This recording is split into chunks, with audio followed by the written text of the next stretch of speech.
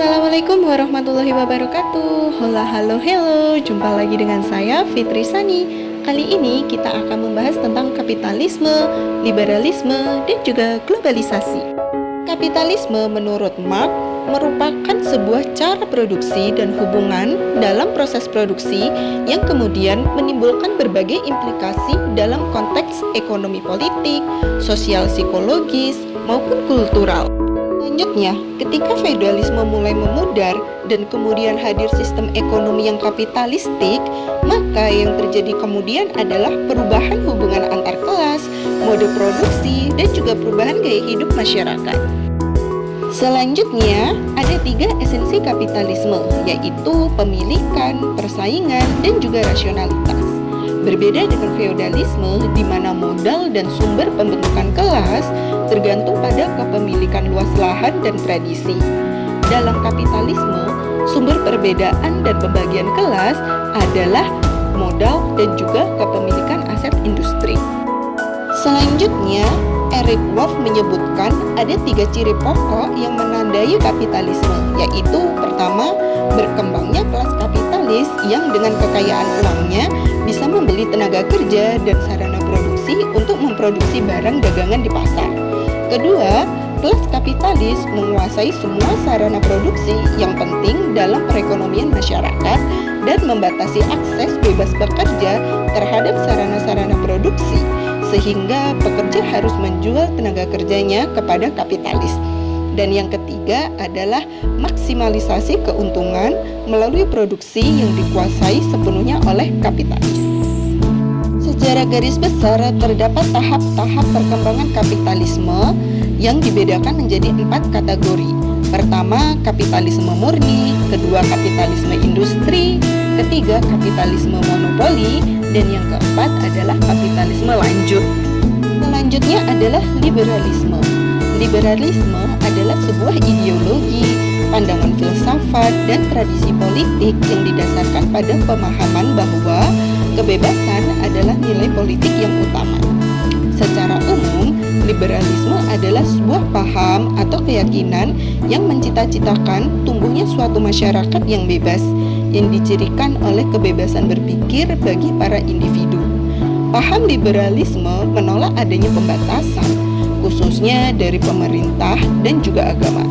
Liberalisme menghendaki adanya pertukaran gagasan yang bebas, ekonomi pasar yang mendukung usaha pribadi yang relatif bebas, dan suatu sistem pemerintahan yang transparan dan menolak adanya pembatasan terhadap pemilikan individu. Dalam masyarakat modern, liberalisme tumbuh seiring dengan makin maraknya perkembangan kapitalisme.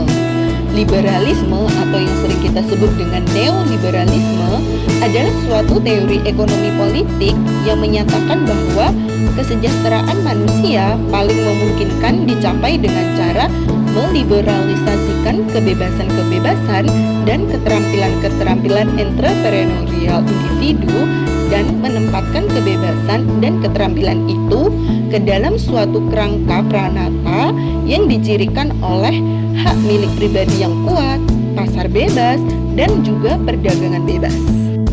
Selanjutnya, kita akan membahas tentang globalisasi dan perkembangan kapitalisme. Landasan atau dasar bagi perkembangan kapitalisme adalah liberalisme dan juga globalisasi. Bagi kekuatan ekonomi yang kapitalistik, globalisasi ibaratnya adalah lahan atau habitat yang subur yang memungkinkan kapitalisme terus berekspansi, merambah ke berbagai wilayah, mencari pangsa pasar baru yang terus terbuka. Globalisasi secara umum ditandai dengan adanya ekspansi pasar kapitalis yang luar biasa agresif dan eskalasi perilaku konsumtif masyarakat di berbagai bidang kehidupan. Selanjutnya, menurut John Ritzer, globalisasi merupakan bentuk penindasan model baru di era global, yaitu penindasan oleh komoditas-komoditas yang dikontrol, didistribusikan, dan dimanai secara terpusat oleh kekuatan modal yang lintas negara atau perusahaan transnasional.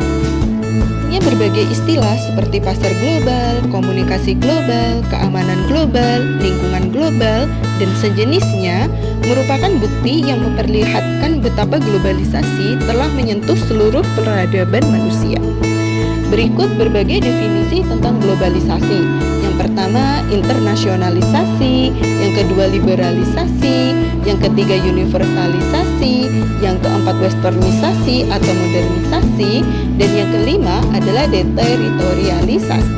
Berikutnya, terdapat 4 aspek dampak dari globalisasi terhadap struktur sosial.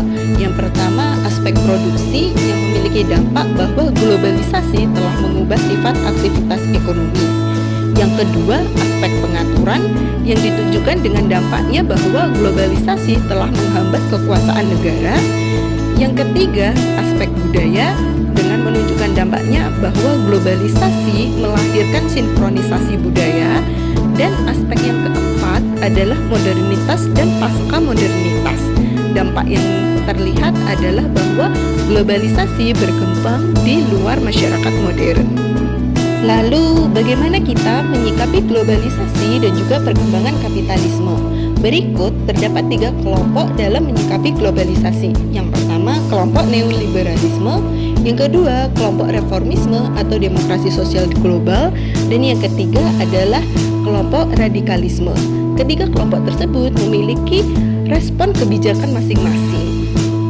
Itulah gambaran umum dari kapitalisme, liberalisme, dan juga globalisasi. Pengetahuan ini diharapkan dapat menjadi bekal untuk lebih memahami proses perubahan sosial dan perilaku ekonomi yang berkembang di era masyarakat post-industrial. Terima kasih.